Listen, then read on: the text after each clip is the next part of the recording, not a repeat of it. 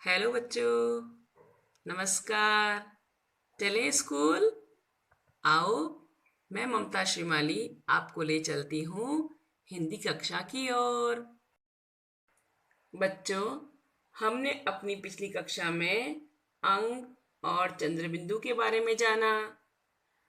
आज हम अंक और चंद्रबिंदु की पुनरावृत्ति करते हैं और साथ ही विसर्ग के बारे में भी पढ़ेंगे। विसर्ग एक मात्रा है, उसके बारे में भी पढ़ेंगे। अंग की मात्रा।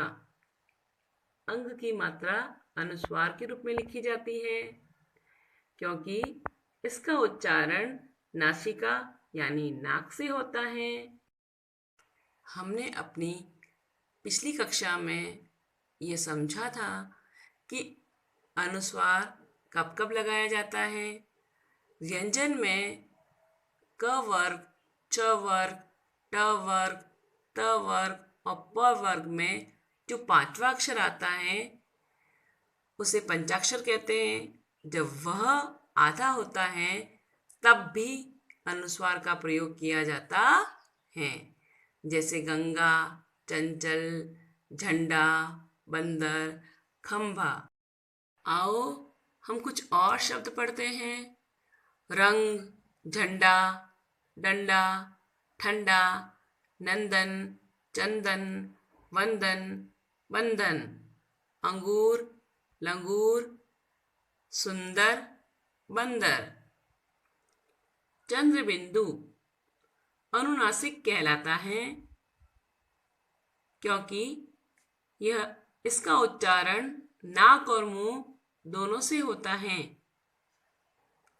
आओ चंद्रबिंदु की मात्रा से कुछ शब्द पढ़ते हैं। माँ, घूंट, पूंछ, ऊंट, बूंद, सूंड, यहाँ, वहाँ, कहाँ, जहाँ, पाँव, धुआं, गांव, चांद और बांस। बच्चों, हमने अनुस्वार और अनुनासिक शब्दों की पुनरावृत्ति की। अब आज हम पढ़ेंगे विसर्ग। विसर्ग इस प्रकार से होता है और विसर्ग की दो बिंदी का चिन्ह होता है, वही विसर्ग कहलाता है। विसर्ग, इस चिन्ह का नाम विसर्ग है। उच्चारण उसका होता है ह, आधा ह। हिंदी भाषा में संस्कृत भाषा से उसी रूप में शब्द लिए गए हैं। उन शब्दों के आगे विसर्ग का प्रयोग किया जाता है, जैसे प्रातः, अतः, प्रायः, पूर्णतः। इन शब्दों में ह का उच्चारण आया है और ह का उच्चारण करते समय हम बिंदी का प्रयोग करते हैं, लेकिन हम इसे ह नहीं लिख सकते हैं। अगर हम ह लिखेंगे तो वह गलत होगा।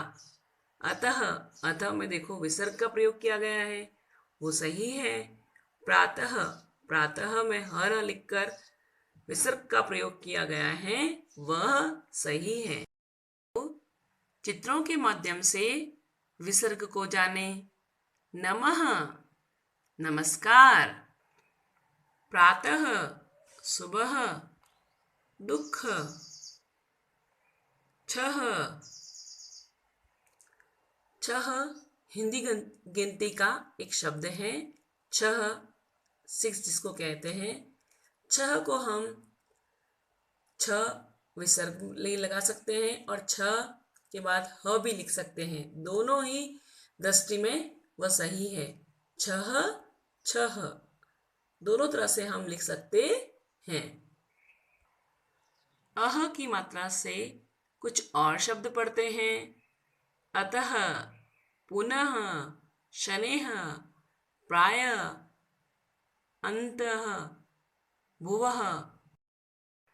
बच्चों, हमने अपनी सारी मात्राएं पढ़ ली हैं और अब हम अपनी अगली क्लास में हिंदी भाषा के बारे में जानेंगे। धन्यवाद।